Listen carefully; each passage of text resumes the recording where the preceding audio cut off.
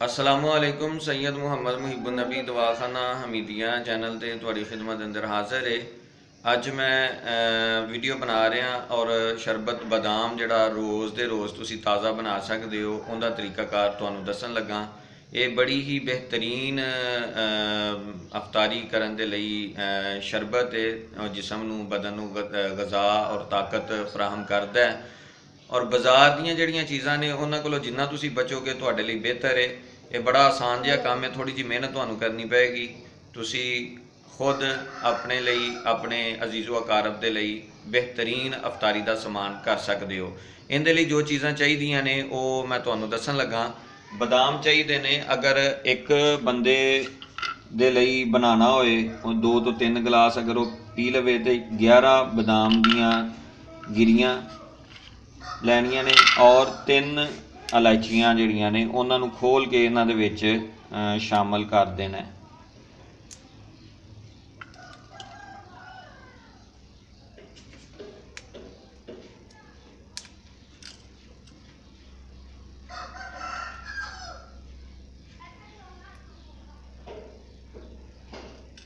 और ये 11 गिरियां 3 इलायचियां इन्हां नूं एक पैन दे विच पा के ते 3 गिलास पानी इहदे च पा देना है। 4 घंटे दे लई इहनूं तकरीबन भिओए रखना है।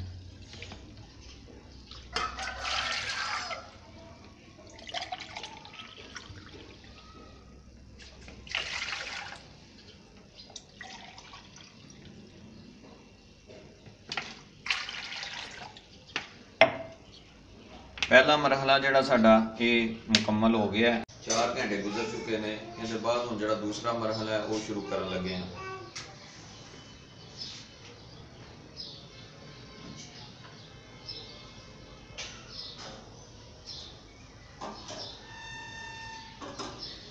इहनूं चुल्हे ते रख देना है और जिस वक्त ये पानी पकना शुरू हो जाए तो चूल्हा जिहड़ा है इनू नॉर्मल जिहा करके ते बर्तन नूं ढक देना है। अद्धे कु घंटे तक ये पकदा रहे।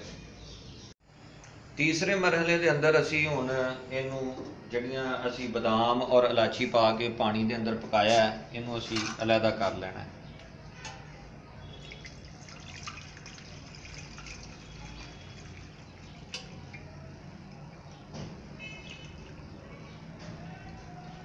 और ये समान जिहड़ा है इनू असी ग्राइंडर के विच पा के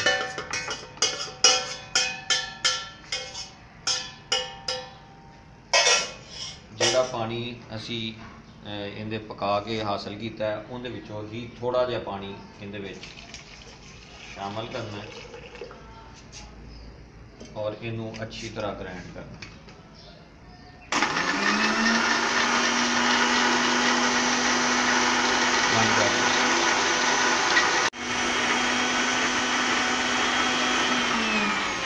चौथे मरहले असी जिहड़ा ग्राइंड किया इनू असी एक साफी दे नाल भुन लेना है।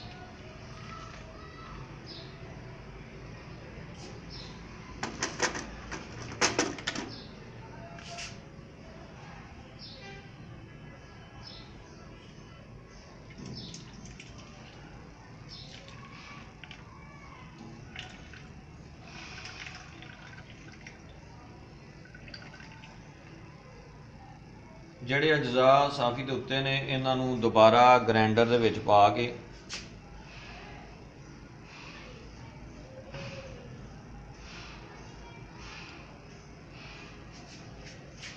ਔਰ ਉਹੀ ਪਾਣੀ ਜਿਹੜਾ ਜਿਹਦੇ ਵਿੱਚ ਅਸੀਂ ਇਹਨਾਂ ਨੂੰ ਪਕਾਇਆ ਸੀ ਹੋਰ ਥੋੜਾ ਜਿਹਾ ਇਹਦੇ 'ਚ ਪਾਣਾ ਹੈ ਔਰ ਮਜ਼ੀਦ ਗ੍ਰਾइंड करना है।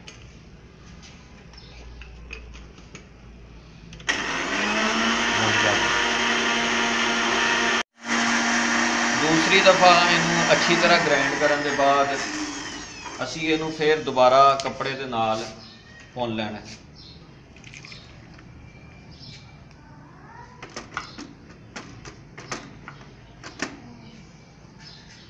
और ये जिहड़े अज्जा कपड़े के उत्ते बचणगे इन्हां नूं दोबारा तीसरी दफ़ा फिर असी ग्राइंडर च पा के ते इनू ग्राइंड करना है। अच्छी तरह नचोड़ लेना इनू ਤਾਂ ਕਿ ਅਗਲਾ ਜਿਹੜਾ ਪਾਣੀ ਹੈ ਉਹਦੇ ਵਿੱਚ ਇਹਦਾ ਜਿਹੜਾ ਬਾਕੀ ਅਸਰ ਰਹਿ ਚੁੱਕਿਆ ਹੈ ਉਹ ਵੀ ਨਿਕਲ ਆਏ। ਜਿੰਨਾ ਜ਼ਿਆਦਾ ਅਸੀਂ ਅਸਰ ਪਾਣੀ ਦੇ ਵਿੱਚ ਲੈ ਲਵਾਂਗੇ ਉਨੀ ਹੀ ਜ਼ਿਆਦਾ ਅੱਛੀ ਚੀਜ਼ ਜਿਹੜੀ ਹੈ ਸਾਡੀ ਤਿਆਰ ਹੋਏਗੀ। ਇਹ ਤੀਸਰੀ ਦਫਾ ਜਿਹੜਾ ਹੈ ਕੰਮ ਹੋਣ ਲੱਗਾ और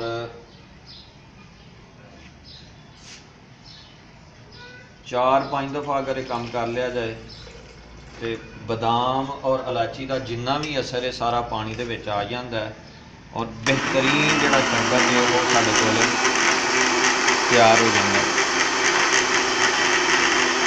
बंद कर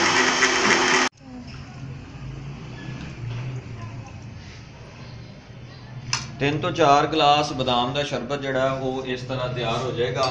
ये चीनी मिला के बर्फ़ मिला के और बेहतरीन अफतारी लई ये तैयार हो जाएगा।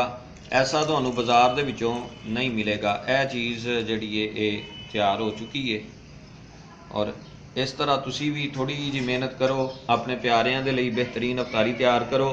दुआवां च सानू भी याद रखो। अल्लाह ताला दी ज़ात साडी मेरी और तुहाडी सारियां दी हामियों नासर होए।